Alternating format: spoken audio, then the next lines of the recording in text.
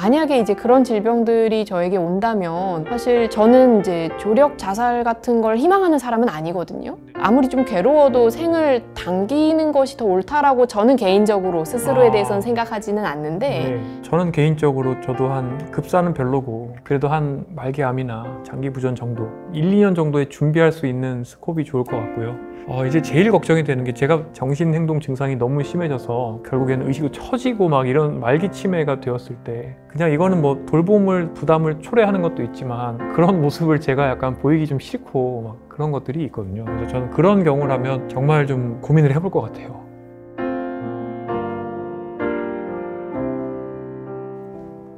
안녕하세요. 어서 오세요. 노년내과의입니다. 제가 늘 사람의 죽음은 4가지가 있다 이렇게 말씀드리죠. 급사, 사고가 나거나 아니면 갑자기 심장이 멎어서 돌아가시는 경우가 있습니다. 준비할 여지가 없죠. 그 다음이 말기암입니다. 3에서 6개월 정도 굉장히 빠른 속도로 기능이 나빠지면서 보통 호스피스 케어를 받게 되시죠. 세 번째는 만성 폐쇄성 폐질환이나 심부전처럼 장기 기능이 나빠지기 때문에 수년 동안 막 입퇴원을 반복하시면서 기능이 나빠지면서 돌아가시는 케이스입니다. 그런데 이제 고령화가 진행되면서 4번째 케이스가 제일 많아지고 있습니다. 노쇠나 치매 때문에 굉장히 오랜 시간, 때로는 10년 이상이 걸릴 수도 있는데요. 인지기능, 신체기능 나빠지면서 간병인 쓰시고요. 여러 가지 돌봄 요구가 생기기 시작합니다. 그러다 보면 가족분들이 또 돌보시다가 번아웃이 드시기도 하시고요. 특히 이제 간병을 담당하는 가족분들의 고통에 대해서 많은 언급이 되고 있습니다. 그런 영상에서의 댓글을 보면 존엄사 정말 필요하다. 나는 정말 건강할 때 또는 너무 아프기 전에 빠르게 사망을 하고 싶다. 이런 말씀들을 많이 하십니다. 참 이 존엄사에 대한 논의를 좀 해줬으면 좋겠다. 저희도 부탁을 많이 받는데요. 그래서 오늘 이 존엄사에 대해서 아마 내과 의사로서는 우리나라에서 제일 많이 고민을 하셨을 서울대학교 병원의 유신혜 교수님께 어렵게 부탁을 드려서 모시게 되었고요. 바쁘신데 오늘 이렇게 자리해 주셨습니다. 교수님 안녕하세요. 안녕하세요. 네, 와주셔서 정말 감사드리고요. 날이 너무 더워가지고 오시는데 고생 많으셨습니다. 시청자분들 위해서 간단하게 자기소개 한 번만 부탁드려도 될까요? 네, 안녕하세요. 저는 서울대학교 병원 완화의료 임상윤리센터라는 곳에 근무하고 있는 유신혜 교수입니다. 제가 있는 곳의 이름을 한 번 얘기하면 한 번에 알아듣으시는 분이 거의 없으시거든요. 완화의료라고 하는 것과 어떻게 하면은 우리가 임상에서 윤리적으로 환자를 잘 진료할 수 있을지에 대해서 여러모로 환자, 가족, 의료진들을 지원하는 그런 부서에 있고요. 저는 이제 소개해 주신 것처럼 내과 의사이고 혈액종양을 전공을 했는데 암 환자들이 살아가는 그날 하루하루라도 좀 더 괜찮게 살아가게 하기 위해서 완화의료 진료를 전공으로 하는 쪽으로 지금 바꿔서 전담하고 있습니다. 네, 실은 저희 유튜브가 잘 먹고 잘 사는 방법 이야기하는 유튜브긴 하거든요. 오랫동안 더 잘 먹고 잘 사는 방법. 근데 이제 완화의료 하면 보통은 이제 뭐 호스피스 케어를 많이 생각을 하실 수도 있습니다만 원래 완화의료라는 게 말씀 주신 것처럼 내가 삶을 경험하는 동안 더 잘 먹고 잘 사는 방법에 대한 고민을 하는 곳이죠. 폐암을 진단받았을 때 빠르게 완화의료를 시작하면 너 잘 먹고 잘 산다. 뭐 이런 뉴잉글랜드 저널에 쓴 논문도 있죠. 그래서 죽음과 관련된 고민도 많이 하시고 또 잘 사는 것에 대한 고민도 하시고요. 그런데 이제 현장에서 느끼시기에 사람들이 가장 두려워하는 죽음의 모습이 어떤 건지 고민해 보셨는지도 궁금합니다. 네, 돌아가시는 분들을 굉장히 많이 만납니다.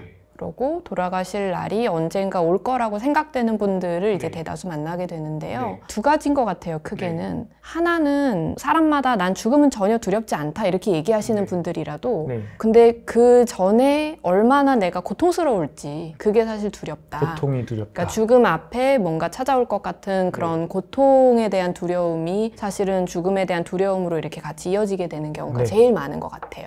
이제 다른 하나는 사실은 죽음 그 자체에 대한 두려움보다는 죽기 전까지 살아가는 날들 동안 내가 하지 못했던 것들을 할 수 없는 것에 대한 그 상실감과 두려움 그게 되게 큰 것 같아요. 결국에 신체 기능이 떨어지고 병에 의한 고통을 받으면서 하고 싶은 거 못하는. 맞아요. 그러니까 잘 먹고 잘 사는 것의 반대 스펙트럼이네요. 네, 그리고 이게 자기의 일뿐만이 아니라 사회 관계 속에 있어서 그런 얘기 진짜 많이 하잖아요. 딸이 아직 결혼을 못했는데 내가 그때까지는 살아야 되는데 그럼 제가 그 다음 여쭤본 질문은 따님이 남자친구는 있으신가요? 네. 아직 없다고 하면은 그것이 당신의 목표가 되지 않았으면 좋겠습니다. 네. 그런 얘기들을 하거든요. 제가 전공의를 하던 시절 한 15년 정도 전 네. 그때는 어르신들한테 암 걸렸다는 것도 알려드리면 안 되고 돌아가시는 거에 대해서 굉장히 거부감이 사회적으로 강했던 것 같아요. 요즘에는 좀 분위기가 어떤가요? 요즘은 전반적으로 사실 의료의 수준이 되게 높아지고 굉장히 기술이 발달하면서 예전에는 예를 들어 중환자실에서 굉장히 괴롭게 달아야 되는 기계를 병실에서부터 이렇게 부착을 할 수도 있고 그러다 보니까 이런 기계를 가지고 집에 못 간다고 하면은 이 기계를 집에도 가져갈 수 있도록 하는 기술의 발달이 이제 오고 있는데 이제 그런 와중에서도 사람들이 생각하기에 의료진이 이런 걸 권하더라도 이건 내 생각에 맞지 않다라고 생각하면 그 치료를 거부하거나 이런 모습들은 또 한켠에서 이제 점점 많아지고 있는 것 같아요.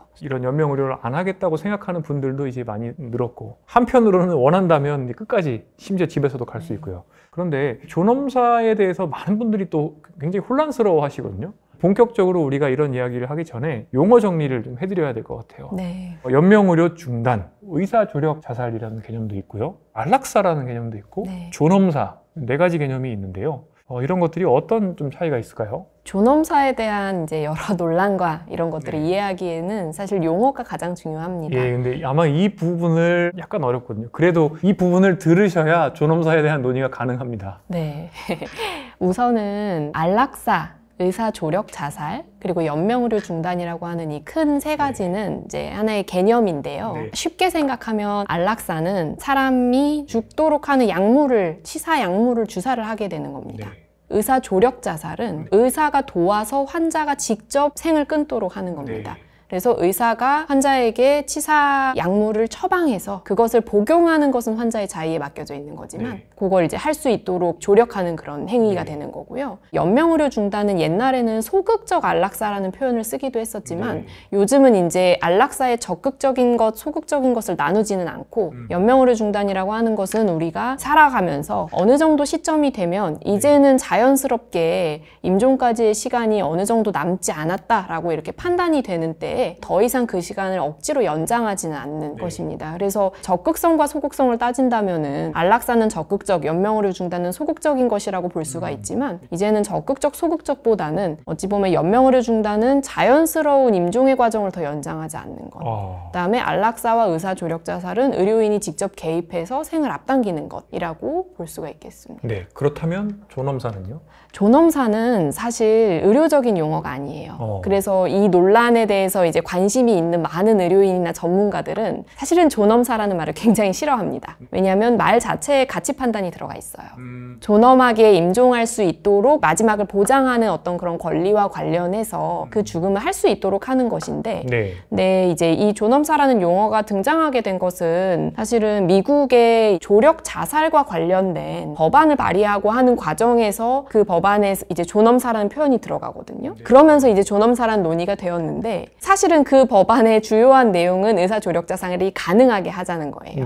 근데 우리나라에서는 이제 연명의료 중단에 대한 논의를 할 때도 존엄사라는 얘기를 쓰고 연명의료 중단이 현재 법제화가 된 상태에서 이제 의사 조력 자살이 법제화가 돼야 된다고 하는 상황에서도 존엄사라는 용어를 쓰고 하다 보니까 존엄사라는 것이 굉장히 아까 앞서서 말씀드린 여러 가지 그런 용어들을 포함할 수 있는 큰 개념이고 게다가 가치 판단이 들어가 있기 때문에 쉽게 그냥 존엄사가 어떤 것인지 좋은 죽음과 연결되는 것으로 생각하실 수는 있지만 용어상에서는 굉장히 혼란이 있을 수가 있습니다. 매우 복잡한 것 같습니다. 저희가 진료를 하다 보면 연명의료 중단과 의사조력 자살과 안락사의 약간 스펙트럼 안에 이게 사실 회색지대도 많이 있거든요. 네. 예를 들어서 항우울제를 많이 모아놨다가 드실 수도 있고 이건 조력한 건 아닙니다만 호흡곤란이 심한 폐암 환자분께 몰핀을 충분히 드리면 그러면 증상이 이제 완화되지만 사실은 호흡수가 감소되면서 이산화탄소가 쌓여서 돌아가시잖아요. 이런 것들은 또 애매한 스펙트럼에 들어갈 수도 있는 거죠. 네, 결국은 그래서 연명의료 중단과 조력 자살, 안락사를 구분할 수 있는 부분은 의도성이거든요. 의도성. 그러니까 임종을 당기고자 하는 의도가 명확하면 우리가 그것을 연명의료 중단으로 보진 않는 겁니다. 예를 들어 마약성 진통제를 과량 주사를 하게 되었더라도 그것이 임종을 앞당기기 위해서가 아니라 환자의 고통을 충분히 완화하기 위한 것이었는데 만약에 그 결과로 환자가 이제 사망에 이르게 되었더라도 그거는 의도적인 행위는 아니기 때문에 우리가 그거를 안락사라고 보지 않습니다. 그렇다면 여기서 또 질문이 있습니다. 그 환자의 고통이 정신적인 고통이라면 어떻게 됩니까? 네, 이제 그게 굉장히 어려운 부분들이에요. 이제 의사 조력 자살, 안락사 이런 것들을 요즘은 명확하게 사실 구분하는 것이 또 어려울 수가 있고 그렇기 때문에 의료 조력 임종 이런 표현을 쓰기도 하거든요. 그러니까 어쨌든 의료가 그 환자가 임종을 앞당겨서 하게 되는 과정에 어떤 경과로든지 직접 약물을 놓던 약을 처방하던 조력하게 되는 그 임종의 형태로 볼 때 거기에 전제가 되는 것이 무엇이냐가 되게 중요한 부분이에요. 근데 이제 이러한 법안들이 발의가 되고 또 다른 나라들에서 통과가 되고 했던 이유는 사람들이 고통스럽게 계속 죽을 때까지 둬서는 안 된다는 생각이 기본적으로 있었던 건데 그러면은 그 고통에 대해서 누가 어떻게 정의할 것이냐 이런 거에 대해서 당연히 우리 고통하면은 몸이 많이 아픈 통증을 가장 먼저 생각하지만 굉장히 극심한 우울증 이런 정신적 고통 이런 것들에 대해서도 우리가 고통으로 봐야 되지 않느냐 이런 논의들이 사실 계속 많이 생겨나고 있습니다. 또는 이제 굉장한 발달 장애로 인해서 환자뿐만 아니라 가족이 다 고통을 받을 수도 있고 정말 해소되지 않는 간질 그런 것들 때문에 이미 막 뇌가 다 녹아버린 그런 경우도 있을 수 있고 그래서 제가 지금 일하고 있는 곳에서 늘 하고 있는 완화의료가 사실은 이렇게 신체적 고통뿐만이 아니라 그런 전인적 총체적 고통을 완화할 수 있도록 의료의 영역에서 할 수 있도록 하는 걸 하는데요. 근데 이제 이 존엄사에 대한 논란들은 결국은 그러면은 고통이 너무 괴로우면은 생을 단축해서라도 그 고통을 완화하는 게 과연 올바르냐 이거에 대한 얘기가 하나가 있겠고 그것을 의료인이 하는 것이 과연 의료인의 본분에 맞는 일인가 이 두 가지가 이제 계속 끊임없이 이어져 오는 논쟁인 것 같습니다. 칸트 시절부터 있었던 얘기인데 결국에 사람이 일단은 사는 게 윤리적이라는 전제가 있는 거죠. 그렇죠. 그러니까 사람이 돌아가시는 거는 또는 거기에 이제 기여를 하는 것은 이제 비윤리적이다. 이 전제는 굉장히 중요한 전제겠죠. 그리고 이제 의료인이 해야 될 일이 자연스러운 임종의 과정에서 고통스럽지 않게 하는 것은 의료인의 중요한 의무인데 자연스러운 임종 과정이 오기 전까지 가능하면은 환자가 괴롭지 않게 오래 살 수 있도록 하는 것이 또 의료인의 의무다 보니까 그러면은 괴로우면 그것을 단축해도 되느냐는 이제 의료인의 의무에 들어가느냐 아니냐가 이 법이 통과되고 했던 여러 나라들에서 많이 따져봤던 부분인 거예요. 그리고 이제 이게 자살과 다른 부분은 결국은 이게 굉장히 의도성을 가지고 고통을 완화하기 위해서 생을 단축하는 거다 보니까 사실 굉장히 많은 자살 이런 경우에 실패하기도 하고 오히려 굉장히 괴로운 고통을 역으로 겪게 되기도 하고 이건 이제 명확한 의도성을 가지고 있기 때문에 그 의도를 정확하게 달성을 하려면 의료인이 해야 돼서 의료가 조력을 해야 된다라고 이렇게 의료 조력 임종이라는 용어와 개념이 생긴 거죠. 이제 지금 노년기에 접어드는 분들이 베이비붐 세대거든요. 이분들께서 부모님들께서 돌아가시는 모습을 보셨거든요. 그러면서 연명의료를 하면 고생을 하시는구나. 그런 것들을 많이 보셔서 그런 건지 교수님 연구팀의 발표입니다. 2018년 연명의료 결정법이 시행된 후에 법 시행 1년 만에 환자 본인이 직접 연명의료를 결정하는 비율이 1%에서 29%까지 늘었다라고 하셨는데요. 법 시행 이후에 많이 달라졌나요? 네, 현장은 지금 이제 법이 시행된 지 2018년도부터 시행이 됐으니까 7년 차인데요. 느리지만 분명히 달라지고 있습니다. 제일 큰 것은 사실 우리가 이 법 시행되기 이전에 교수님도 법 시행되기 이전에 전 이전에 환자 진료를 많이 하셨을 이전에도 텐데요. 했고 이후에도 했고 이 법이 나오고 서식들이 막 많이 나왔잖아요. 처음에는 굉장히 혼란스러웠는데 이 서식의 결과로 사실 꽤 많이 깔끔해졌다? 정리가 잘 된다 이런 건 있습니다. 맞아요. 그러니까 의료인의 시각에서는 우선은 사실 이제 법이 생기게 된 계기로 올라간다면 1998년에 보라매 병원 사건이 이제 발단이 되었는데 쉽게 얘기를 하면 회생 가능성이 의료진이 없다고 생각한 환자가 가족이 집으로의 퇴원을 요구해서 의사가 그것을 들어줬더니 의사가 살인방조죄로 처벌을 받게 되었던 판결이고 그 내용이 중요하다기보다는 그 사건 이후로 우리나라의 의사들은 집에 보내면 안 된다. 그렇죠. 그게 너무 강해졌고 그다음에 법으로 처벌받을 수 있다에 대한 두려움이 굉장히 컸어요. 모두가 중환자실에 가야 된다. 끝까지. 그리고 이제 그래서 그 뒤에 굉장히 의사들이 이런 생애 말기 결정에 있어서 보수적으로 결정을 할 수밖에 없었던 배경이 되었던 사건인데 이 법 시행 이후에 의사들도 처음에는 좀 긴가민가 했습니다. 예. 아니, 집에 보내면 안 된다고 배웠는데 네. 알고 있었는데 뭔가 환자가 결정하면 해도 되나? 이런 걸 반신반의하면서 한 해 한 해 해오고 또 이제 그 과정에서 이거는 안 된다 된다 계속 갈등이 많았지만 지금은 이제 환자 본인이 의식이 명료할 때 연명의료에 대한 결정을 해두게 된다면 의료진이 그것을 존중해야 된다는 거에 대해서 의료계에서도 많이 인식을 하고 있고요. 환자 입장에서 본다면 사실 법 시행 전에 아무도 환자에게 당신이 어떻게 하고 싶으냐를 물어봐주지 않았었거든요. 아, 그렇죠. 네. 굉장히 이제 가부장적으로 의료진이 하라는 치료를 끝까지 하고 안 되면은 이제 임종한다라는 개념이 있었고 대개 임종이 임박해질 때는 환자들이 소통이 어렵기 때문에 네. 가족과 의료진만 이렇게 상의해오던 네. 시절이었었는데 법이 시행되고 나면서 환자에게 처음에 물어보니까 환자들이 굉장히 당황했어요.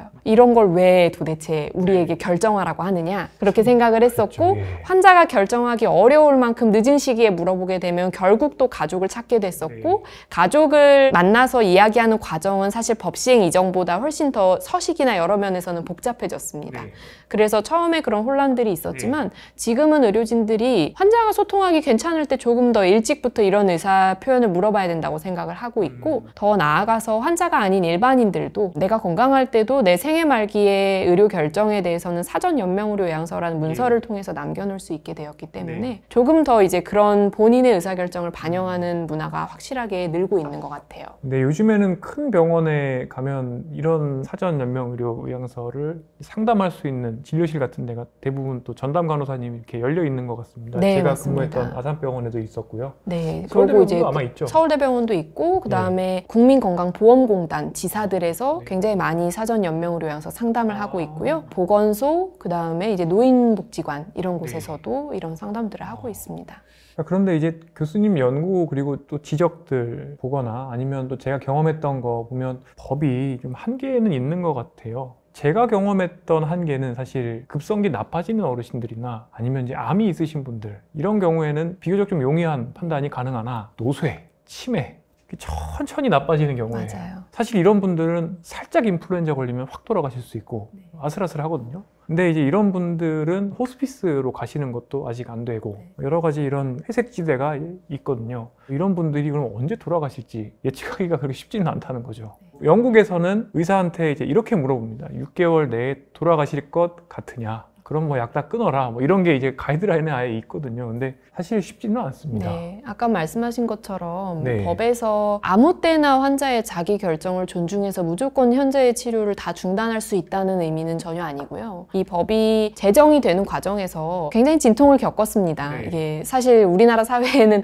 굉장히 급격한 변화였었고 종교계, 의료계, 뭐 시민단체, 법조계 다 의견이 일치되지 않아서 모두가 합의를 이룰 수 있는 부분 정말 생애 마지막에 이르렀을 때는 원하지 않는 치료는 안 하게 해주자.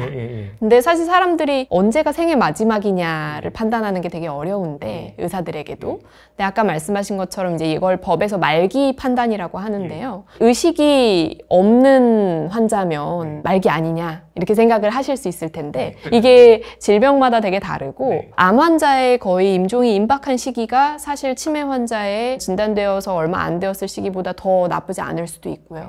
그러다 보니까 언제를 우리가 말기로 판단해야 되느냐가 굉장히 질환마다 다를 수 있는데 아직 그것을 우리가 어떻게 판단할지에 대한 그런 기준이 의료적으로 합의가 되어 있는 기준이 그렇게 많지가 않습니다. 의사한테 질문을 던졌을 때 만약에 당신의 환자가 1년 내로 돌아가셔도 놀라지 않을 것 같다라고 판단을 하시느냐 이런 판단에 yes라고 대답한다면 말기로 판단할 수 있다 이런 것들이 이제 해외의 다른 나라에서들은 말기 판단의 기준으로 쓰고 있지만 우리나라에서는 사실 그렇지는 못하고 있어요. 어떤 문제들이 있는 겁니까? 크게 본다면요. 일단은 현재의 법에서의 문제는 생애 말기에 있는 환자들의 의사결정은 존중하자는 것이 이 법의 취지인데 생애 말기라고 하는 게 말기의 판단도 어렵지만 법에서는 말기를 더 넘어서서 임종이 아주 가까워지게 되는 임종 과정에서만 의사결정을 존중하도록 하고 있거든요.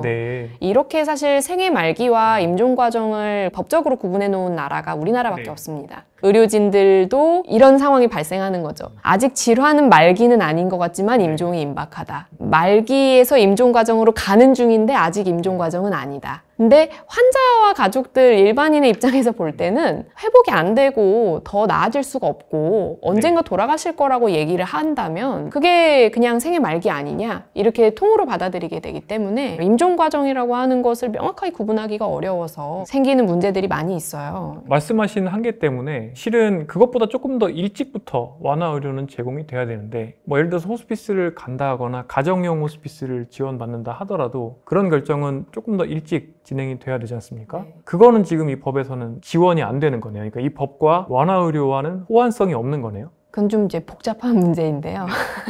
일단은 법에서 이제 말기와 임종 과정을 엄격하게 구분하는 게 되게 어려운 상황에서 의사결정을 하는데 발생하는 딜레마 상황들이 있고 그다음에 의료진이 어렵게 이제 임종 과정이다 라고 이 정도에서는 판단을 해서 더 이상 연명을 하지 않겠습니다. 지금 하고 있는 거 중단하고 싶습니다. 결정을 했으면 그 순간이 바로 임종이 아니거든요. 그때부터 임종까지의 어떤 주어진 자연스러운 시간이 있는데 그 시간 동안은 정말 편안하고 존엄하게 임종할 수 있도록 하는 의료적인 처치들, 노력들이 필요한 거고요. 우리가 이제 그거를 호스피스 완화 의료라고 얘기를 하는데 문제는 연명 의료 결정은 질환 무관하게 모든 상황에서 다 할 수 있는 거예요. 근데 호스피스 완화 의료는 특정 질환들에 대해서만 제공이 되기 때문에 쉽게 얘기하면은 결정은 했는데 그럼 이제 저희는 편안하게 해줬으면 좋겠습니다. 당신을 편안하게 해줄 수 있는 의료 서비스는 없기 때문에 그냥 돌아가실 때까지 기다리십시오. 이러면 이제 결정을 한 환자 가족들이 굉장히 황당하죠. 때로는 이런 얘기도 합니다. 우리가 이런 걸 안 하는 결정을 했기 때문에 이제 더 이상 우리를 봐주지 않겠다는 거 아니냐. 다시 결정을 번복하겠다. 이런 상황들도 굉장히 많이 생기고 있어요. 실은 이제 제가 제일 많이 뵙는 노쇠나 치매가 있는 분들이 딱 이 갭에 있습니다. 제가 봤을 때는 또는 저희가 봤을 때는 말기 상태가 맞고 정말 아슬아슬한 상황인데 결국에 가실 때가 애매한 거죠. 그래서 집으로 모셔야 되냐, 뭐 요양병원으로 모셔야 되냐, 뭐 항상 그런 이제 고민을 하게 되고 그래서 이제 결국에는 가족분들이 고생을 굉장히 많이 하십니다. 맞아요. 저는 가족분들과 면담을 많이 하면서 진짜 힘드시겠다 이런 생각들 많이 하거든요. 그리고 가족분들이 또 우울증도 많이 걸리고요. 또 이게 애 키우는 거의 역순입니다. 그런데 아이를 이제 길러보면 뭐 한 10살 정도 되면은 알아서 집 앞에 있는 편의점 정도는 갔다 올 수 있는 정도가 됩니다. 그런데 이제 제일 많이 늘고 있는 치매 노쇠 이 경우에는 굉장히 완만한 각도로 가족분들이 최대한 많은 고통을 겪으시면서 이제 나빠지는 경우들이 있거든요. 이런 것들을 보시면서 이제 나는 정말 이렇게 죽기 싫다 이렇게 말씀을 하시는 겁니다. 그래서 정말 뭐 극단적인 경우에는 뭐 간병살인 이런 경우도 있고 같이 돌아가시는 경우도 많이 있습니다. 저는 이제 패스트 메디슨이라는 표현을 씁니다. 빨리 나빠지는 병, 암, 중증, 심뇌혈관 질환. 보통은 이제 뭐 명이나 생로병사 이런 거 보면 그런 병이 나와요. 환자가 오잖아요. 이제 교수를 만나요. 교수가 뭔가 짠 수술을 해주면 2주 뒤에 이제 으쌰으쌰 회복해서 걸어 나가는 거예요. 근데 이제는 그런 패스트 메디슨이 작동하는 환자들보다 천천히 나빠지고 내과 질환들, 뭐 또 신경과 질환들, 정신과 질환들 이런 것들이 사회에 주는 임팩트가 커지고 있고 결국에 우리나라는 이 간병 문제 그리고 한 분이 누우시면 또 한 분은 간병을 해야 돼요. 그러면 또 이렇게 두 분에 대한 먹고 사는 거는 또 한 분이 책임을 져야 됩니다. 그러면 우리나라처럼 고령화가 빠르면 이것 때문에 사회가 못 버티거든요. 근데 이 문제가 저는 이제 교수님 하시는 이 죽음과 관련된 논의에서 항상 너무 좀 배제되어 있었다는 생각이 듭니다. 네, 제가 하는 완화 의료는 사실 대상이 환자만이 아닙니다. 그러니까 환자와 가족이 살아가는 과정, 투병하는 과정 동안의 삶의 질을 가족도 높게 가지고 살 수 있도록 하는 게 목표라 사실 환자를 딱 만날 때 그 환자를 돌보는 사람들, 의사결정을 대신하는 사람들을 생각을 안 할 수가 없는데요. 저는 이제 중증질환 환자의 보호자였던 적이 있어요. 그래서 우리 흔히 얘기하는 상급 종합병원에 보호자 침대가 얼마나 딱딱한지는 누워봐야지 압니다. 근데 우리나라 의료 안에서 우리가 지금 계속 보호자라는 용어를 쓰고 있지만 물론 이제 이 가족이 요즘은 좀 다양해지다 보니까 직계 가족이 아닐 때도 있고 한데 이 보호자라는 말도 굉장히 애매한 거예요. 어떤 한 가족분이 환자와 되게 관계가 소원한 분이었는데 병원에서 계속 보호자라고 칭하니까 난 전혀 보호하지 않는 사람입니다. 날 보호자라고 부르지 마세요 라고 이렇게 얘기를 할 만큼 보호자라는 말이 주는 게 뭔가 환자를 대신해서 책임은 다 잔뜩 져야 될 것 같고 근데 그 보호자들 환자들의 어떤 괴로움, 힘듦, 고민 이런 것들에 대해서는 누구도 사실 물어봐 주지는 않거든요. 예. 그게 제일 어려운 것 같아요. 근데 일단 뭐 제일 큰 거는 사실은 자기가 사랑하는 환자가 안 좋아지는 거를 보는 분들이 마음이 정말 힘들거든요. 네. 그리고 그게 이제 아무리 천천히던 네. 빨리던 다양한 의미로 참 속상하고 네. 그냥 하루하루가 늘 이렇게 먹구름이 낀 것 같고 그렇게 많이들 얘기를 하세요. 네. 언제쯤 나의 이 비구름이 거칠 것인가. 예. 사실 이제 예를 들어서 중증 질환 환자들은 언젠가 그게 이제 환자가 돌아가셔야만 거치는 경우도 있지만 그게 진짜로 거치지 않고 그 뒤에도 계속 이제 먹구름처럼 남아서 사별 후에 애도 장애를 거치고 사회로 완전히 복귀하기 힘들어하는 가족분들도 되게 많으세요. 네. 그러고 진짜 물리적으로는 환자분을 돌보는 일이 우리 아까 아기 돌보는 얘기도 하셨지만 예. 아기도 태어났을 때 신생아 보면은 엄마들이 정말 힘들다고 하잖아요. 네. 그 사실은 그러니까 완전 와상인 어르신들 그렇죠. 그 경우와 완전히 같죠. 네, 근데 훨씬 아기보다 훨씬 크고 그쵸. 그 다음에 나도 훨씬 더 아기를 돌볼 때보다는 더 나이가 쇠약하고 들었고, 예. 힘이 들고 경제적인 부분도 굉장히 커요. 단순히 이제 치료비를 뭐 많이 부담한다 적게 부담한다를 떠나서 내가 돌보기도 하고 일도 해야 되고 네. 어떻게 하면은 이 모든 것을 다 할 수 있을 것인가. 왜냐면 가족이 굉장히 요즘은 적고 네. 핵가족이고 사회적 지지 체계라는 것이 사실 그렇게 많지 않거든요. 우리 사회가 네. 결국은 환자 혹은 아픈 사람을 돌보는 것 혹은 이제 아픈 사람을 더 떠나서 노인을 돌보는 문제를 오롯이 가족의 책임으로만 두고 있기 때문에 네. 계속 이제 이 가족 중심의 문화, 가족 중심의 의사결정의 어려움 이런 것들도 같이 생겨나는 것 같아요. 최근에 이제 우리나라 뭐 다큐멘터리를 보면 중년 간병을 위해서 직업을 포기하고 집에 들어와서 어르신들 뵙는 또 그런 분들도 있고 이제 이런 것들이 자꾸 보여지면서 많은 분들께서 그런 것들의 댓글을 보면 정말 나는 이제 존엄사를 해야겠다. 조력 존엄사가 필요하다. 그렇게 말씀을 하세요. 그래서 이 사회적인 안전망이 없는 것 때문에 많은 분들께서 뭐 아들, 딸이 있다. 그러면 짐이 되기 싫다.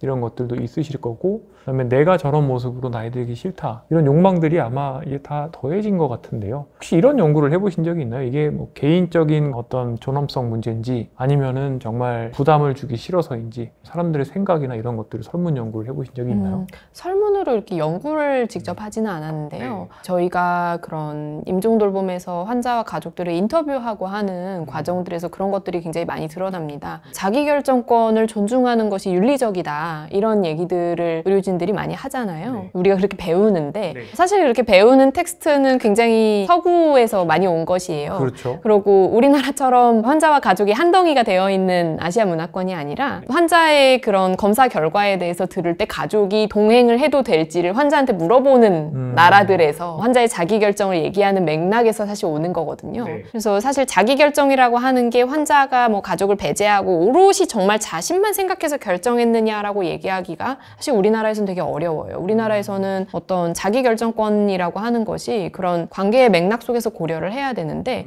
환자가 자기결정을 한다는 것은 자기가 우선시하는 것들, 중요하게 생각하는 것들을 바탕으로 해서 자기에게 이득이 되는 결정을 하는 거거든요. 근데 환자가 중요하게 생각하는 것에 우리나라는 가족이 굉장히 크게 있습니다. 그게 좀 서구와는 되게 다른 부분이고 그런 것들은 아시아 문화권에서 이제 비슷하게 보여지는 것 같아요. 이런 경우들도 있어요. 예를 들어서 루게릭 환자분이었었고요. 루게릭 환자분들은 나중에 자발로 숨을 쉬기가 어려워져서 목을 이렇게 절개를 해서 기관절개라고 하는 시술을 받게 되는데요. 자긴 절대 그걸 안 하고 싶다. 왜냐하면 이것을 하게 되면 그 뒤로부터는 나는 더더욱 말도 못하고 내 가족들이 내가 완전히 와상 상태에서 나를 돌봐야 되기 때문에 난 정말로 그걸 원하지 않는다라고 생각해서 미리 이제 사전 연명의료 요양서에 문서들도 작성을 해뒀습니다. 근데 이제 집에 있다가 갑자기 숨쉬기 어려운 상황이 돼서 응급실에 왔고 당장 안 하면 돌아가시기 때문에 인공호흡기를 적용하게 되고 이제 기관절개를 해야 할지 말아야 할지를 고민하게 되는 시점에 놓였는데 자기결정을 본다면 기관절개를 환자가 절대로 원하지 않았기 때문에 사실은 하지 않고 임종을 할 수 있도록 도와드리는 게 맞을 수 있는데 환자가 가장 중요하게 생각하는 그 가족들은 한 번만 기관절개를 해달라. 우리는 아무리 힘들어도 당신을 언젠가는 돌아가실 거 알지만 조금이라도 더 돌보고 싶다 라고 하니까 그러면은 어떻게 해야지 우리가 자기 결정을 존중하는 건지 이게 되게 고민이 많이 되더라고요. 그래서 하셨나요? 그래서 그 환자는 이제 환자와 가족, 의료진이 정말 수일 동안 토론을 거친 끝에 환자가 마음을 바꾸셨습니다. 기관절개를 하기로 마음을 바꿨고 네. 그게 과연 환자가 나중에 후회할 결정이었는지 아닐지는 사실은 모르겠어요. 네. 그렇지만 우리가 그 결정이 가족들에 의해서 환자의 생각이 억지로 바뀌었다고 보기에는 참 그렇게 쉽게 치부하기는 어려운 부분이 있었다고 생각해요. 이게 되게 대표적으로 우리나라 자기결정권에서 가족을 환자들이 얼마나 중요하게 생각하는지를 보여주는 부분이고 그러네요. 그러니까 내 의사라고 생각하는 것에 그 내 의사의 상당 부분은 이미 가족이 들어가 있다는 거네요. 네. 관계가 많이 들어가 있다는 거예요. 맞아요. 그러면은 이게 이제 존엄사에도 마찬가지일 텐데 주로 그러면 조력 존엄사 같은 것이 이제 허용된 나라들은 대부분 서구권이거든요. 스위스, 캐나다, 네덜란드 그리고 미국의 오리건주가 있고 실제 이제 스위스에 가셔서 돌아가시는 분들도 있습니다. 각 나라의 방식이 조금씩 다른데요. 지금까지 교수님께서 말씀 주셨던 이런 개념들로 봤을 때 조금 더 급진적인 데도 있고 조금 더 보수적인 데도 있는 건가요? 맞아요. 그리고 이제 그것을 도입하게 된 어떤 철학이나 배경들이 사실은 좀 다 차이가 있습니다. 예를 들어 대표적으로 이제 많이들 알고 계시는 스위스 같은 경우는 사실 국가에서 예를 들어 국립병원에 있는 의료진들이 이런 안락사를 시행하는 것이 아니에요.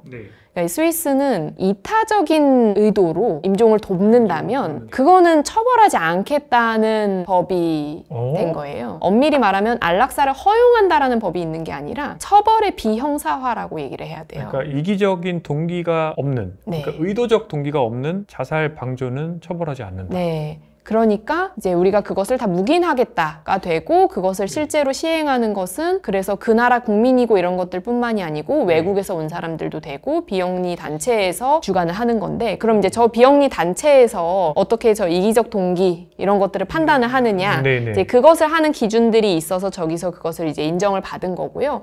예전에는 저 단체에서 안락사를 하기 위해서 스위스로 가게 된다면 돈을 내야 돼요. 저 단체에. 근데 그러면은 이게 돈을 받고 해주는 거니까 이거는 의도가 괜찮은 거냐 이런 것들을 막 이렇게 소송을 했었는데 결과적으로는 이제 괜찮다라고 판결이 되어서 지금 그렇게 하고 있는 건데요. 근데 이제 문제가 되는 부분들은 결국은 이제 자살 관광 같이 누구나 죽고 싶으면 스스로 죽고 싶으면 스위스에 와라 이런 식으로 되는 거고 사실은 이제 이거를 판단하는 기준에 있어서 어떤 고통에 대한 것들 비가역적인 말기 상태 이런 것들에 대한 판단이 사실은 굉장히 좀 부족한 부분이죠. 그러니까 내가 죽고 싶으면 죽을 수 있는 거네요. 네. 판단할 수 있는 능력이 있는 성인들은 그게 가능한 거고요. 신기한데요. 근데 여기서 질문이 있습니다만 우리나라는 그러면 이기적 동기가 없는 자살 방조가 처벌되나요? 우리나라는 처벌되죠.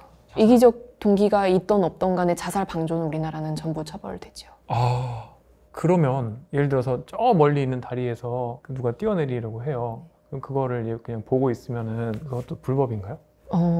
그건 잘 모르겠지만 의료인의 경우에 자살 방조를 한다면은 의료인의 경우에 네. 그러니까 예를 들어서 이제 그럼 병동에 입원해 계신 분이라든지 이런 분들이 자살을 하려고 하는데 실제로 그렇게 해서 돌아가시는 분들이 좀 꽤 있잖아요. 네, 그렇지만 이제 그것에 대해서 그러니까 어쩔 수 없었네 하고 이렇게 굉장히 쉽게 넘어가지는 않죠.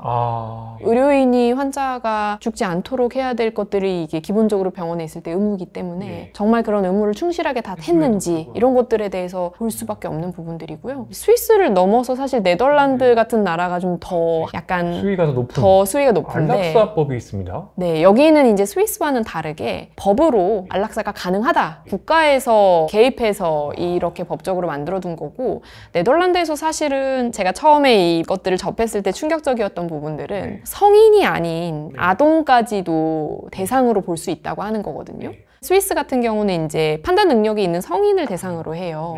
근데 네덜란드에서는 16세에서 17세는 부모의 동의 없이도 가능하고요. 그러고 그 아래 이제 12세에서 15세였나는 부모의 동의가 있으면 아이를 안락사하는 것이 가능합니다. 근데 이제 이게 결국은 안락사의 측면에 있어서 자기가 원해서 자기의 생명을 이렇게 중단하는 것과 아무리 친권자이지만 부모가 아이의 생명을 중단하는 것, 타인의 생명을 중단하는 건 사실은 좀 분명히 다른 부분이거든요. 근데 이제 네덜란드는 이렇게 굉장히 강력하게 법적으로 추진을 하게 되었던 배경이 고통에 대한 아주 강력한 이것을 완화해야 된다는 것이 이제 깊은 철학이고 그래서 견딜 수 없는 아주 괴로운 고통을 겪는 경우에 라는 그런 이제 조건부 전제를 둡니다. 그래서 이렇게 안락사법에 따라서 안락사를 하게 되고 한다면 그 모든 케이스를 나중에 이제 다 검토를 합니다. 그래서 만약에 적절하지 않게 음. 혹시 시행을 하게 되는 경우는 의료진이 처벌을 받아요. 그런데 삶에 지쳤다는 이유로도 허용을 한 사례가 있는 것 같아요. 네, 이제 고통의 경우에 아까 신체적 고통, 정신적 고통 이런 얘기들을 했는데 사실은 정신적 고통 같은 경우는 스위스나 네덜란드뿐만이 아니라 최근에 이 의사조력 임종을 시행하게 된 캐나다에서도 이제 좀 확대를 하고 있어서 아주 조절되지 않는 정말 난치성 우울증 그런 경우에는 그것도 우리가 하나의 어떤 신체 질환뿐만이 아닌 고통이 가득한 그런 질환으로 봐야 된다고 하는 건데, 근데 이제 고통의 어떤 전인적 다면적 측면을 볼 때는 사회적 고통과 그다음에 존재론적 고통, 영적인 그런 부분에 있어서의 고통을 생각해야 되는 거거든요. 뭐 예를 들어 내가 사회적으로 너무 지금 상황이 안 좋고 흔히 자살을 생각하게 되는 분들이 많이 하게 되는 이유인데, 그런 고통도 우리가 생을 단축하는 그 합당한 근거로 볼 수 있느냐, 이제 그게 문제고, 그 다음에 제일 큰 부분이 내가 이제 더 이상 나의 삶에 의미가 없다고 생각하면 그것을 존재론적인 고통으로, 예를 들어서 이런 거예요. 전혀 내가 지금 몸이 아프지 않고 그다음 가족도 있고 사회적으로도 어렵지 않고 그렇지만 내가 이제 나는 더 이상 내 삶을 그만 살고 싶어라고 하면은 안락사를 해도 되느냐, 혹은 조력 자살을 해줄 수 있느냐라고 하는 것들이 우리가 고통을 해석하는 면에 있어서 고민해야 되는 부분입니다. 이게 고통이라는 현상, 이 고통이라는 것의 뭐 존재, 그 안에 신체적, 정신적, 사회적, 뭐 기능적, 영적, 그게 다 들어있겠죠. 그리고 뭐 이런 걸 또 어떻게 도구를 통해서 점수화를 할 수는 있을 겁니다. 그 스펙트럼에 따라서 결국에 상당히 뭐랄까 좀 쉽게 안락사를 당할 수 있는 곳도 있고, 맞아요. 상당히 좀 그런 것들을 빡빡하게 적용받는 곳도 있고, 그 스펙트럼이 이제 있는 거네요. 이제 우리나라는 이게 안 되는 거고. 네, 우리나라는 지금 뭐 어떤 경우에도 안 되게 법적으로 되어 있지만 나라들마다 이렇게 고통을 중심으로 보는 나라, 고통에 대한 거는 그렇게 자세히 보지 않더라도 그냥 그 사람이 가지고 있는 질환이 어떤 비가역적인 말기 질환이냐 아니냐를 가지고 보는 나라, 이렇게 나라들마다 굉장히 다른 부분들이 있고요. 고통이라고 하는 것은 정말 아주 주관적이고 아무리 그걸 척도로 어떻게 매기더라도 그 사람만이 알 수 있는 것이기 때문에 사실은 이제 고통을 몇 점 이상이면 이렇게 해서 할 수는 없고, 예를 들어 캐나다 같은 경우는 이런 부분들이 있습니다. 아까 이제 고통을 완화하는 목적의 의료를 완화 의료라고 했는데, 그 사람이 이런 안락사 혹은 의사 조력 임종을 희망한다면 완화 의료를 먼저 제공을 받을 수 있도록 하고, 그것을 제공을 받았는데도 그 의향이 정말 달라지지 않는다면 정말 고통을 완화하기 위해서 우리가 충분한 노력을 했는가에 대한 그런 것들을 이제 판단할 수 있도록 하는 부분이 있죠. 여기서 이제 두 가지 질문이 있습니다. 첫 번째는 결국에 존엄사를 허용하는 나라가 우선은 굉장히 소수라는 것, 왜 그럴까와, 두 번째는 최근 여론조사를 보면 국민의 80% 이상이 조력 존엄사의 입법에 찬성을 하고 있다고 합니다. 그럼에도 불구하고 우리나라는 굉장히 칸트적인 의미에서 절대로 이제 의사는 사람을 살려야 하고 생명은 중요하다, 이런 관점을 이제 고수를 하고 있는데요. 어떻게 보시는지 좀 궁금합니다. 이 여론조사에 대해서 사실 의료인들도 말이 많아요. 설문지가 좀 이상하다, 이런 식으로 물어보면 유도 질문 아니냐, 개념을 제대로 알지 못한다, 이런 얘기들이 있는데, 물론 그런 부분들이 일리는 있습니다만 아까 앞서서 본 조력 자살, 뭐 조력 존엄사 이런 것들을 허용하게 되었던 나라들도 굉장히 많은 국민들이 그것에 입법을 찬성을 했고, 그 결과가 지속되어 오면서 결과적으로 입법으로 이어지게 됐거든요. 그러니까 이 추세 자체가 나의 임종에 대해서 내가 결정을 하고 싶다라고 하는 그 욕구 자체는 분명히 찬성하는 비중이 상당히 높아지고 있다고 생각이 됩니다. 뭐 연명의료 결정법이 시행되면서 혹은 그 전부터 이제 사회 변화에 따라서 자기 결정에 대한 중요성을 사람들이 더 생각을 하게 되고, 쉽게 생각하면 일단 오래 살잖아요. 이제 더 이상 삶의 길이가 더 길어졌으면 좋겠다보다는 어떻게 살 것인가, 지속 가능한 노화를 하고 싶어 하고, 그리고 삶의 질을 따지게 되면 죽음보다도 못한 삶의 질로 내려가는 상황에서는 나는 내가 지금 생물학적인 수명은 아직 더 남았더라도 난 그만 살고 싶다라고 하는 이러한 자기가 스스로 결정하고 싶어하는 욕구는 많이 늘어나고 있는 것 같아요. 그런데 전문가 집단이나 종교계나 또 장애계 굉장한 반대가 있습니다. 우리나라에서 사실은 저도 학회 같은데 이제 보면 아예 논의를 잘 못하는 것 같거든요. 혹시 그런 데는 어떤 배경들이 있을까요? 3가지에서 4가지 정도 이유를 얘기를 해요. 첫 번째는 미끄러진 경사길, 그러면 슬리퍼리 슬로프라고 얘기를 하는데요. 이렇게 점점 빨라지면서 내려가니까 처음에는 굉장히 소수의 인원들만 돌아가시지만 나중에는 뭐 정말 내가 원하면 가서 죽을 수 있는. 그래서 처음에는 말기 환자에서만 가능하다고 했는데 이 사람들이 되면은 이 사람들보다 고통을 더 많이 가지고 있는 그 질환이 없는 사람들은 왜 안 되냐? 차별이다. 이렇게 되면 점점 사실 근데 그게 또 합당하게 받아들여지니까 확장이 되고 아까 얘기한 것처럼 아이는 그럼 괴로워도 된단 말이냐. 네, 이제 이렇게 하면은 근데 사실 계속해서 그 대상이 넓어지게 되면 사실 이것이 사회적으로 자살을 더 용인하고 유도하는 것과 뭐가 다르냐라고 하는 것이 이제 가장 큰 반대의 이유고요. 그러면 이런 제도를 시행하는 나라들에서 그 제도를 시행한 이후에 사회적인 그런 임팩트라던가 분위기가 어떤지에 대해서 아직 그렇게 확고한 연구 결과는 없어요.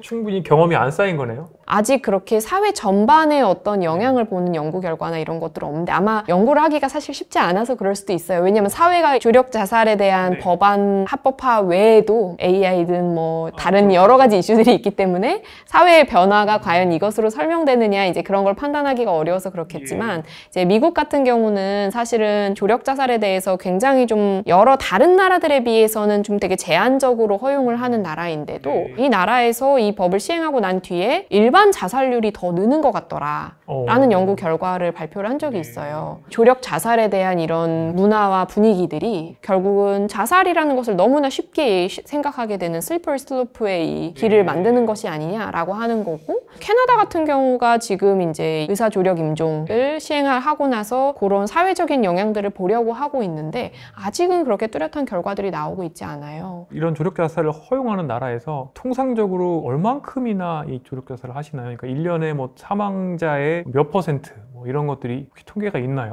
굉장히 적긴 합니다. 그러니까 뭐 사망자 전체의 몇 퍼센트로 보기에는 아주 적은 편이고요. 그냥 뭐 몇 건 뭐 이렇게 아주 그러니까, 극단적인. 네, 이게 뭐 수만 명, 수십만 명을 넘어가는 그런 수는 아니고요. 예를 들어서 의사가 약물을 처방을 했는데 그 약을 환자가 실제로 복용하지 않은 케이스들도 꽤 있고 그래서 정말 이것이 진짜 사망으로 이어지는 케이스가 그렇게 많지 않다라고 하면서 이제 이 법안이 어쨌든 권리는 줘야 된다라는 면에서 찬성을 하는 부분들도 있기는 한데요. 반대로 그러면은 이것이 이제 사회 전반에 가져오는 임팩트가 얼마나 되느냐에 대해서 오히려 더 우려를 하고 있는 거고요. 사실 이제 슬리퍼리 슬롭 얘기 외에도 굉장히 좀 걱정되는 부분은 우리가 이제 취약한 사람들이 이 논란에서 정말 충분하게 보호받을 수 있는가에 대한 건데요. 사람들이 이렇게 사느니 안 사는 것보다 낫다라고 생각하게 되는 부분들에 장애를 가지고 살아가는 것 이런 것들이 포함이 돼요. 그 사회가 장애를 어떻게 바라보고 있는지 이런 것들이 포함이 되는데 그럼 이제 그런 사람들의 경우에는 조력 자살이나 이런 걸 하지 않을 수 있도록 우리가 정말 충분하게 사회적으로 보호하는 체계가 이루어져 있는가 그런 부분도 문제이고 그러면 여기에 이제 일반인들이 나 진짜 이런 법이 통과됐으면 좋겠다라고 할 때 정말 취약한 환자들의 목소리는 얼마나 반영이 되는가 또 환자를 돌볼 수 있는 가족이 별로 없는 1인 가구 이런 사람들은 사회적으로 돌봄을 받기가 어렵기 때문에 이런 선택을 하기가 훨씬 더 쉬워지는데 아까 얘기한 것처럼 이 고통이 사실 사회적 고통이 된다면 우리가 그걸 사회적 고통에 대해서 이거를 허용하는 게 아닌데 이런 기준이 명확하지 않을 때 그냥 사실은 사회적 압력에 의해서 이런 조력 자살이 더 많아질 수 있다는 게 문제인 거예요. 빚이 많아서 직장이 힘들어서 등등 이런 정말 사회적인 이슈들 그렇죠. 극단적인 상황에 내몰렸을 때 이런 것들을 이용할 수가 있다는 문제가 그리고 있겠네요. 이제 우리나라 특별하게 좀 정말 걱정이 되는 부분은 이 법을 시행하고 있는 다른 나라들에 비해 우리나라의 자살률이 너무 높습니다. 이미 너무 높고 그런 것에 대해서 안전장치들이 사회적으로 마련되어 있지 않은 나라에서 의료 조력 자살이 시행이 가능해진다면 사회가 어떻게 될 것인가에 대해서 이제 그걸 사실 의료계에서는 가장 우려를 해요. 그러니까 한마디로 돌아가고 싶으신 분들이 무척 많은 나라인데 이것까지 해드리면 더 돌아가실 거다. 그러니까 우리가 그라목손 같은 것도 못 쓰게 하고 최선을 다해서 이렇게 자살을 막으려고 하는데 그 반대 효과가 나올 수도 있다는 거네요. 그러니까 그건 이제 어떤 가치관으로 부딪히는 문제인 것 같아요. 그렇죠. 그런 가치관과 그래도 개인의 어떤 선택과 자유를 보장해야 된다는 가치관이 부딪히는 문제는 사실은 사회적으로 공론화를 해서 합의를 점차 이제 이뤄가야 되는 부분인데 이제 좀 더 현실적인 문제들 아까 얘기한 어떤 미끄러진 경사길이나 우리가 과연 취약계층을 잘 보호할 수 있는가. 그다음에 이제 또 하나의 문제는 연명으로 결정 이후에 자연스러운 죽음까지를 보장할 수 있는 그런 케어 서비스도 아직 제공되고 있지 않는 나라에서 이것이 발전하는 데에도 상당한 시간이 걸릴 거라고 생각이 되는데 그런 것들이 이루어지지 않은 상태에서 임종을 앞당길 수 있는 장치만 통과가 된다면 그러면은 과연 그러한 사회 제도들이 발전할 수 있을 것인가 이런 것들도 이제 장기적으로는 봐야 되는 그러네요. 이슈라고 생각을 합니다. 그리고 초반에 저희가 말씀 나눴던 것처럼 말기에 접어들고 있다 이런 걸 판단하는 일도 의사가 굉장히 어려워서 제가 내과 의사로서 또 이렇게 처방을 실제로 해야 되는 입장에 처하면은 상당히 좀 난감할 수 있을 것 같습니다. 좀 더 원론적인 얘기로 돌아가서 우리가 환자의 자기결정을 이 의료 전반에서 얼마나 보장하고 있는지를 좀 생각해 봐야 돼요. 선생님이 뭐 예를 들어 진료실에서 환자가 선생님이 권하는 치료를 안 하겠다고 했을 때 그럼 저 안 볼 거면 다른 의사 찾아가십시오. 이렇게 말할 수 있는 의사가 더 많을 거예요. 만약에 환자분이 그런 치료를 안 하시겠다고 하면 대안으로 이런 걸 생각해 봅시다. 이것보다는 내가 고민해서 권했는데 어떤 환자가 그렇게 내가 권한 치료를 원하지 않는다고 거부하거나 하는 것은 환자가 명료한 의사결정을 할 수 있을 때 중요한 자기결정일 수 있지만 그거에 대해서 우리가 의료진들이 그렇게 깊게 들여다보고 소통하고 하지 않거든요. 예를 들어 말이 좀 안 통하는 것 같으면 다음번에는 아드님이랑 오십시오 라고 해서 보호자한테 설명하고 일단 통과를 시키는 것이 우리가 이제 늘 의료에서 하는 일이거든요. 10분에 5명씩 예약을 넣으니까 맞아요. 그렇지만 30분을 진료를 한 명을 보라고 한다고 해도 이게 이제 어떤 습관이거든요. 근데 이렇게 우리가 자기결정을 의료 전반에서 존중하는 문화가 사실은 우리나라에 그렇게 별로 없었어요. 그런 와중에 갑자기 임종이 임박할 때만 자기결정을 존중하라가 됐고 그다음에 생애 말기로 그거를 뭐 좀 늘려줄 수 있을지 없을지에 대해서 지금 굉장히 이제 아직도 거기에서 막 논란을 하고 있는 와중에 사람들이 생각하는 자기결정에 대한 존중은 굉장히 앞서 나가는 거거든요. 결국은 그 갭을 의료계가 맞춰가는 노력을 해야 되는데 의료계 입장에서는 어떻게 하면은 그러면은 자기결정 존중을 좀 의료 전반에서 이렇게 우리가 할 수 있겠는지 이런 것들에 대한 논의들이 사실은 돼야 되는 거고요. 이거 되게 어려운 주제입니다. 네, 좀 굉장히 그래서 원론적인 왜냐면 실질적으로 우리가 당장 할 수 있는 일들은 눈앞에 좀 더 있을지 몰라도 근본적으로 사실 이게 해결되지 않으면은 시기가 뭐 예를 들어서 조력 존엄사 법안이 통과가 되었을 때 말기 환자냐 임종과정 환자냐 의사 몇 명이 판단해야 되느냐 이제 이런 문제로 지엽적으로 얘기를 하겠지만 근본적인 그 취지는 자기결정권 존중인데 그거에 대해서는 사실은 별로 발전하지 않고 일부 환자들만 또 다 중단을 해버리는 그런 상황이 올 수가 있거든요. 근데 이제 그런 자기결정 존중에 대한 의료계의 태도 변화 또 그러고 그걸 위해서 어떻게 사회와 일반인들과 우리가 이제 의료계가 소통을 해야 될지 이런 부분들이 되게 중요할 것 같고요. 또 하나는 케어할 수 있는 서비스가 확충돼야 된다는 부분인데 아주 기본적으로 그러니까 결국에 이제 간병 때문에 뭐 내가 죽어야지 뭐 아들이 고생 안 하지 이런 생각을 안 하시게 맞아요. 근데 이제 케어라는 게 크게는 두 가지인 거예요. 의료적인 케어와 사회적인 케어. 간병에 대한 부분도 해결해야 되지만 의료적인 케어도 너무 적고 호스피스 완화 의료 서비스를 그럼 모든 질환에 대해서 다 해주는 게 좋으냐 뭐 그건 이제 따져봐야 되는 일입니다만 사실은 우리가 완화 의료라고 하면 적극적 치료를 안 하기로 했을 때 대안으로 생각하는 게 이제 우리나라의 아주 일반적인 시각이에요.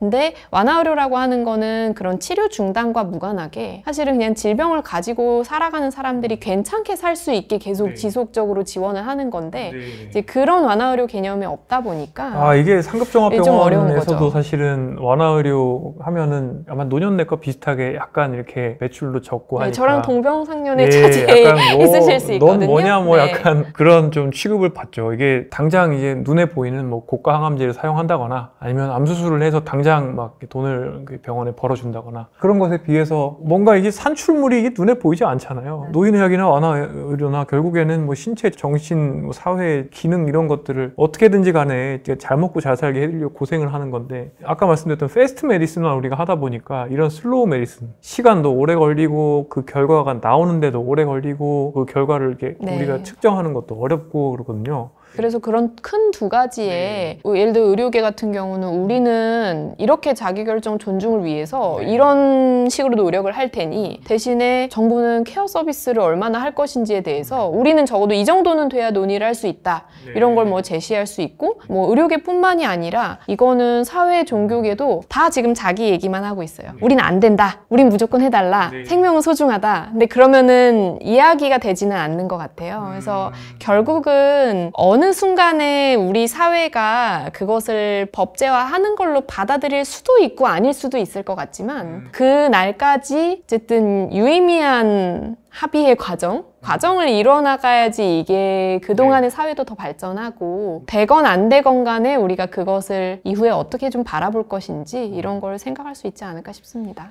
제가 전공의 할 때까지만 해도 정말 영문을 모른 채 항암 치료를 받다가 돌아가시는 분들이 엄청 이제 많으셨었고 지금은 분명히 현저히 줄었을 거거든요. 그리고 이제 지금 은퇴하시는 베이비 부머 또 2차 베이비 부머 분들께서는 공부도 할 수 있고 챗GPT도 쓸 수 있고 그렇게 하면서 이제 정말 자기결정권을 요구하실 겁니다. 그래서 제 생각에는 아마 이게 머지않아 되게 많이 달라질 수 있을 것 같다는 느낌이 들어요. 여기에 더해서 시스템이 바뀌어서 교수님께서 이런 말씀하신 것 같아요. 그러니까 죽을 권리보다 끝까지 잘 살 권리가 보장되어야 된다. 이런 논조로 말씀을 하셨던 것 같습니다. 그거를 이제 사회에서도 좀 준비를 해줘야 될 것 같고요. 두 가지가 동시에 이제 완비가 되면 암을 진단받는 순간 또는 치매를 진단받는 순간부터 내가 잘 먹고 잘 살려면 뭐를 준비해야 되나 대비를 할 수가 있겠죠. 그러다 보면 일부에서는 정말 조력 자살에 대해서 논의를 할 수도 있을 거라고 생각을 합니다. 원래 이제 제가 대본에 넣었던 질문은 아닌데 교수님께 그러면 질문 드리고 싶은 게 있습니다. 교수님께서는 어떻게 돌아가고 싶으세요? 저는 아주 구체적으로는 사실 생각해보지 않았어요. 왜냐하면 아직 나이가 어리고 질병이 별로 없고 그리고 환자분들한테 제가 진료하는 환자분들한테도 어떻게 돌아가시고 싶냐고 물어본 적은 저는 사실 한 번도 없긴 해요. 왜냐하면 항상 질문이 언젠가 돌아가신다는 거는 사실 모든 인간에게 공통이거든요.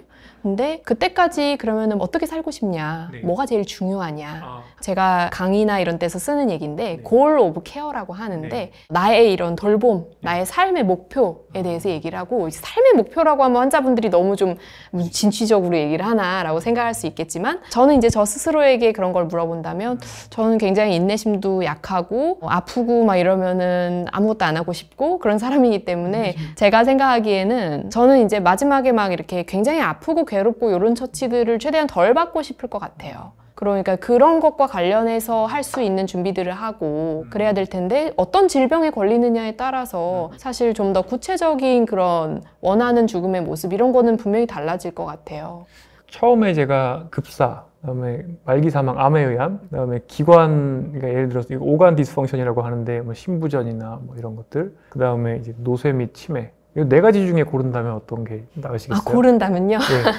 저는 이제 돌아가시는 분을 많이 보는 의사 입장으로서 만약에 급사하면 내 주변에 남은 사람들이 되게 갑작스러울 수가 있고 또 급사하게 되는 분들의 뭐 가족분들의 말씀을 들어보면은 뭐 하려고 했던 게 많았는데 그래서 저는 좀 아쉬울 것들을 덜 남기고 오늘만 사는 마음으로 좀 많이 살고 있긴 한데요. 그럴 때를 대비해서 그냥 내가 오늘 하루까지 잘 살았으면 혹시 내일 급사하는 일이 있더라도 내 주변 사람들은 좀 슬퍼하겠지만 나는 좀 아쉬움이 남지 않게 급사도 고려는 하고 있네요. 그러면 급사의 그럴 수도 있죠. 가능성이 있다. 그럴 수도 있죠. 죽음의 모습이라는 것은 사람에게 나이와 질병을 무관해서 언제든지 찾아올 수 있는 것이 참 우리가 이제 계속 이것에 대해서 어려운 일인 것 같아요. 급사는 이제 별로 좋지 않지만 대비는 하고 있다. 네, 오늘만 살자의 마음으로.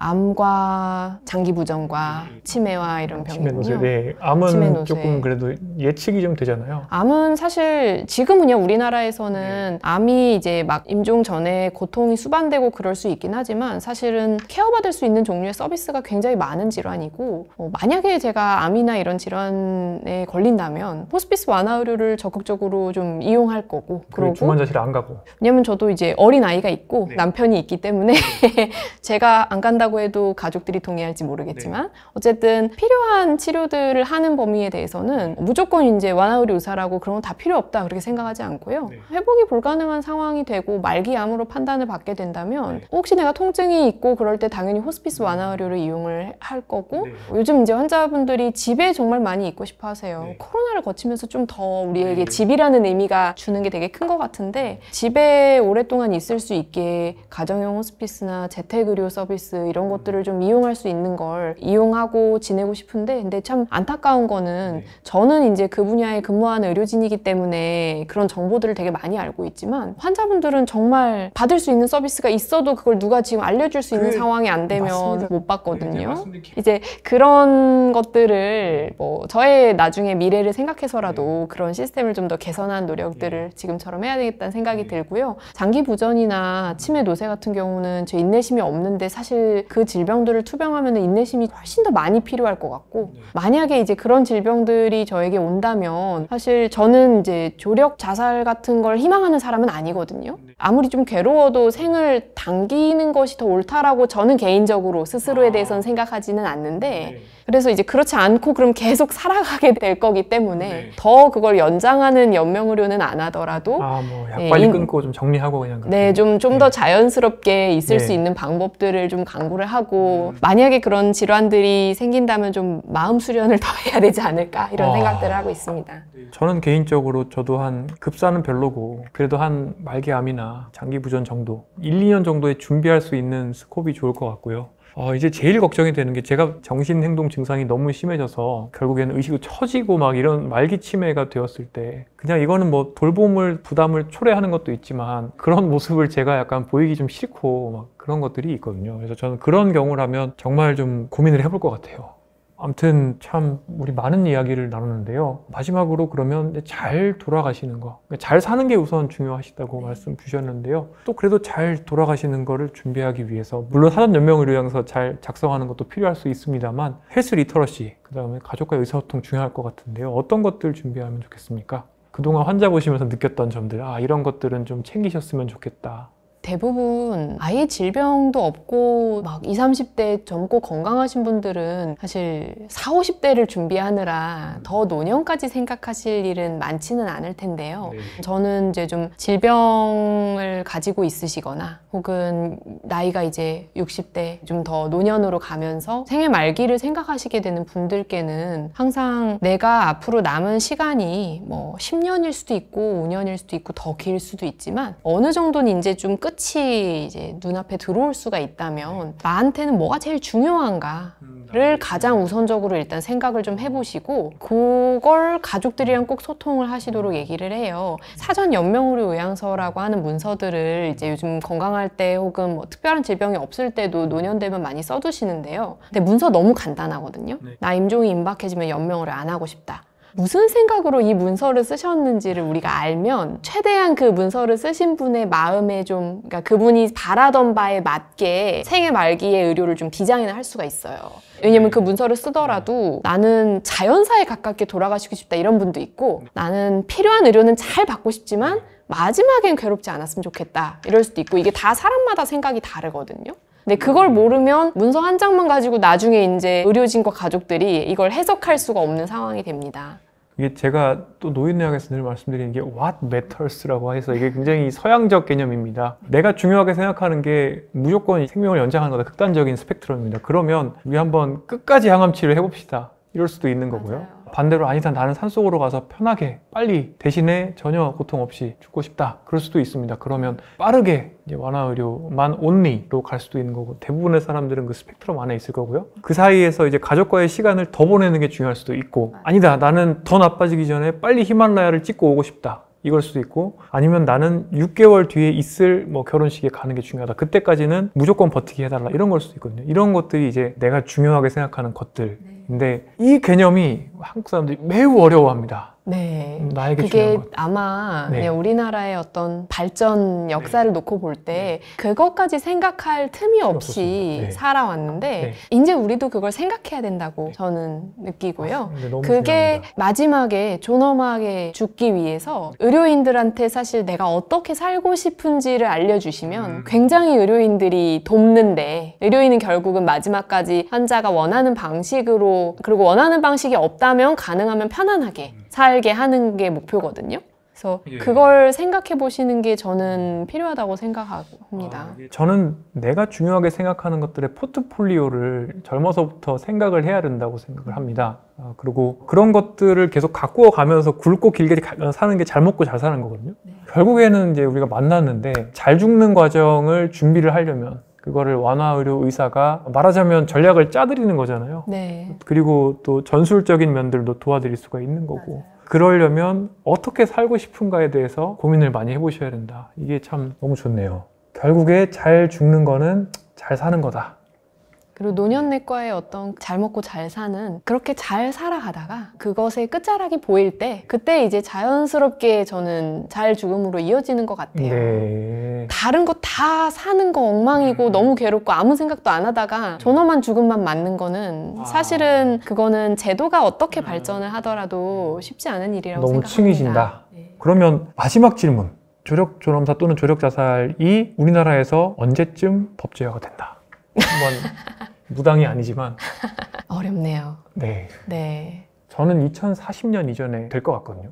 2040년이면 이제 한 15년 정도 남았군요. 저는 한 20에서 30년 사이에는 조력 존엄사가 법제화가 되지는 않더라도 뭔가 이것과 관련해서 굉장히 국한된 연명의료 결정에서 나아가는 어떤 것이 분명히 생길 거라고 생각을 하는데 이제 그게 의료계가 원하는 방향이 아닐 수도 있거든요. 20에서 30년이라는 게 앞으로 5년 내에요? 아니죠. 그러니까 앞으로 20년 뒤에? 네. 아, 그렇군요. 조금 더 보수적으로. 네, 좀 더 보수적으로. 아, 왜냐면 의료계의 법안이 사회의 중요한 법안이 아니고 다른 문제들이 늘 국회에서 통과가 되고 의료계 법안은 계류가 될 가능성이 많기 때문에 그런 것들 네. 때문에 이게 저는 조금 빨리 될 것 같은 게 역시나 사회적인 이슈 때문인데 지금 이제 갑자기 이제 베이비 부모분들께서 80대가 되시면 그게 이제 40년 되거든요. 그러면 이제 이분들을 돌볼 수 있는 방법이 없기 때문에 한국은행에서는 뭐 해외에서 수입을 간병인을 해야 되네 어쩌네 그리고 뭐 저는 이제 돌봄 예방을 하고 내재 역량을 키우고 뭐 등등 하지만 그럼에도 불구하고 너무 많은 분들이 치매와 노쇠 이렇게 되시면 이거를 적극적으로 막 논의하지 않고는 못 버티지 않을까. 그래서 저는 이제 찍어본 게 그 시점이긴 한데요. 그래서 아마 훨씬 저보다 전문성이 많으시기 때문에 유신혜 교수님 의견이 맞을 가능성이 높을 겁니다. 네, 오늘 어떠셨어요? 잘 말했는지 모르겠어요. 네. 네, 오늘 참 유신혜 교수님께서 어떻게 잘 살고 또 어떻게 잘 돌아가실 수 있는지에 대해서 참 인사이트가 있는 배울 것이 많은 말씀 나눠주셨던 것 같습니다. 당장 조력 자살 또는 조력 존엄사를 생각하시기 전에 우리가 잘 사는 방법부터 고민을 해보는 게 좋겠다. 다시 한번 정말 와닿는 말씀이신데요.